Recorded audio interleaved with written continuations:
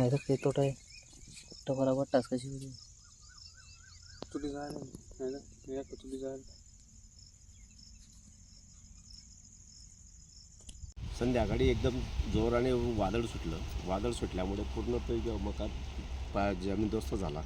त्याच्यामुळे पूर्ण याचं नुकसान झालं. पूर्ण मका काढण्यावर आलेला नव्हता अजून. त्याच्यामुळे जवळजवळ 1-1.5 लाखापर्यंत आपलं नुकसान झालेलं आहे.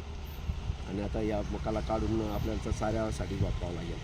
याच्यासाठीच आता हे करावं लागेल. तर मग गव्हर्नमेंटने याच्यासाठी थोडंफार काय मग पंचनामे करून काय मदत करता येईल शेतकऱ्यांना तेवढे करावं याची मी विनंती करतो.